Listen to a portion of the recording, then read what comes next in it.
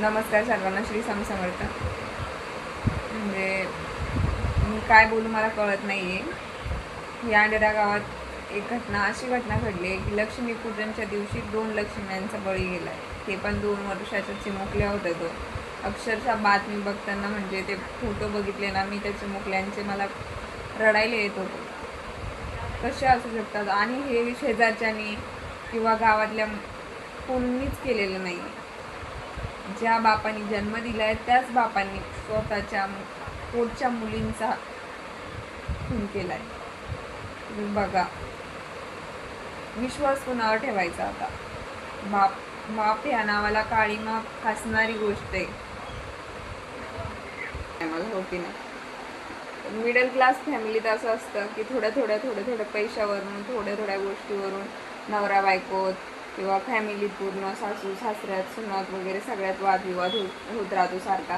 ह्याच वादविवादात एक लक्ष्मीपूजनच्या दिवशी एक अशी घटना घडलेली आहे, म्हणजे तोंडाला काळीमा फासणारी ही गोष्ट आहे.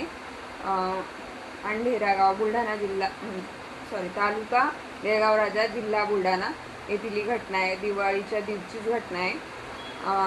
जे दोघं नवरा बायको होते ते पुण्याला राहायचे, अंधेऱ्याचे होते. तर त्यांच्या 2 जुळ्या मुली होत्या. ह्या दोघांचे भांडणं झाले, थोड्या पैशावरनं भांडणं झाले. मग त्या बायकोने काय केलं, त्या जुळ्या मुलींना 2 वर्षाच्या, म्हणजे 2 मुली होत्या, 2 वर्षाच्या होत्या, त्या जुळ्या होत्या. त्या बायकोने थोडे भांडण झालं काहीतरी, तर ती गावाला निघून आली पुण्यावरनं. आणि मग दिवाळीच्या दिवशी तो पण तिच्या पाठी आला, दोघ्या मुलींना घेऊन. आणि त्यांनी काय केलं, रस्त्यालगतच असणाऱ्या म्हणजे डोंगर होते थोडंसं, नाही का असं बंदीसारखं गावाला असतात, बंदी बोलतात, तुम्हाला माहीत नसेल, काही जणांना माहीतही असेल. तर त्यांनी मुलींना धारदार चाकूनी गळ्यावर वार केला आणि त्यांना तिथे फेकून दिलं.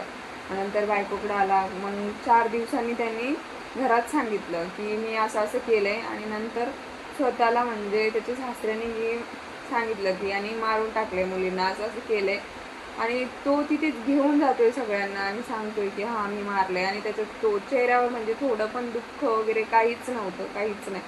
तर किती कसा असेल तो माणूस की स्वतःच्या 2 मुलींना, इतक्या गोंडस मुली आहेत 2, त्या मुलींना लक्ष्मीपूजनच्या दिवशी, लक्ष्मीपूजन आपण त्या दिवशी लक्ष्मीला, घरातल्या लक्ष्मीला, मुलींना तर सर्वप्रथम किती आदराने त्यांचे पाऊले वगैरे उमटवून त्यांना घरात आणतो. आणि काय केलं, त्यांचं म्हणजे रक्ताने त्यांना वाट लावलं लक्ष्मीपूजनच्या दिवशी. तर अशा छोट्या गोष्टीवरनं असे मोठे वाद नाही झाले पाहिजे. ही अजिबात चांगली गोष्ट नाही.